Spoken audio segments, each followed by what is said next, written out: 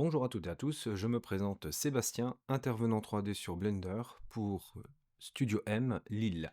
Alors je vais vous faire une petite démonstration très rapide de l'utilisation des moteurs physiques de Blender. Alors pour ce faire, je vais venir ici supprimer le cube en question. Je vais venir ajouter une surface plane qui va me servir de réception au niveau du sol.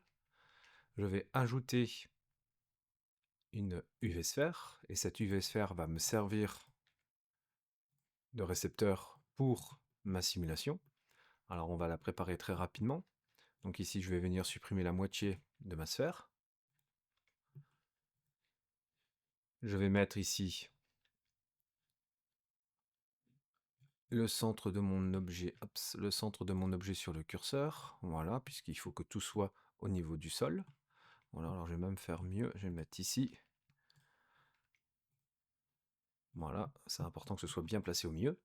Cet objet-là, je vais lui rajouter une épaisseur avec le Solidify de Blender. Je coche cette case pour que j'ai bien des angles droits. Et ici, avec le thickness, je modifie l'épaisseur de mon objet.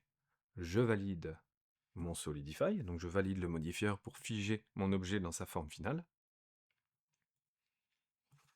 Maintenant, on va rajouter un nouvel objet qui va me servir d'objet actif, puisque là pour l'instant nous avons que des objets passifs, donc ce sont des objets qui vont réceptionner les éléments actifs de la simulation. Je vais prendre ici une UV sphère. Je vais la mettre comme ceci. Maintenant, on va activer la partie Rigid Body, donc celle qui va nous permettre de faire interagir des objets solides entre eux. On va prendre déjà le sol et on va aller dans la partie physique. Et je vais faire en sorte qu'elle soit en Rigid Body passif. Et je vais le laisser pour l'instant en box. Ensuite, je vais faire de même avec mon bol. Donc je vais faire Rigid Body passif. Cette fois-ci, on va prendre un mesh parce que c'est un objet complexe. Si je prends d'autres formes de primitives simples, il ne va pas détecter en fait la courbure de mon objet et il ne va pas détecter que mon objet est creux à l'intérieur. Je vais sélectionner ma sphère. Je vais toujours prendre ici Rigid Body, mais cette fois-ci, je vais les laisser en actif, puisque c'est lui qui va interagir avec les éléments passifs de ma scène. Je vais le mettre ici en sphère. Comme vous pouvez le constater maintenant, j'ai une sorte de détecteur autour de ma sphère qui a été mise en place. Et maintenant, si j'appuie sur la barre d'espace pour lancer la simulation, voilà, la simulation interagit et réagit tout de suite. Cet objet, on peut le dupliquer pour que la simulation soit un peu plus complexe. Voilà, je vais en mettre plusieurs. Et je vais de nouveau lancer la simulation. Vous voyez, c'est très rapide. On va maintenant modifier la sensibilité de mon objet. Donc là, ici, je vais modifier les frictions. Donc je ne vais plus en mettre. Je vais mettre friction à 0 et je vais relancer ma simulation.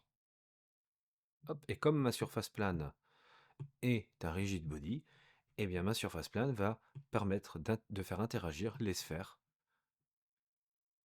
sur la surface. On va en mettre d'autres. Je vais faire Shift D, pouvoir redupliquer ici ma surface, et j'ai pris trop d'objets, voilà, et je vais lancer, et voilà. Alors maintenant, si je veux que mon bol ici ait du rebond, à moins de rebond, voilà, et maintenant ici mes sphères, je peux faire en sorte qu'il n'y ait plus de friction sur mes sphères. Je vais aller copier les paramètres de ma sphère, hop là, et je remets. Voilà, comme ça elles sont un petit peu plus rebondissantes. Maintenant, ce qui est bien, c'est que je peux mettre à nouveau la simulation un jour très rapidement.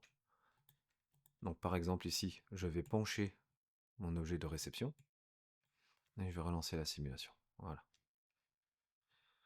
Vous voyez que la mise en place de la simulation sur Blender est très rapide, c'est vraiment fun, et puis ça nous donne pas mal de possibilités d'exercice en cours et d'interagir après avec plusieurs autres types de simulations, comme ici on pourrait rajouter des forces de vent, des cloves avec des collisions, etc., etc. Vous voyez, on peut vraiment tout cumuler et c'est aussi simple que ce que je viens de vous démontrer.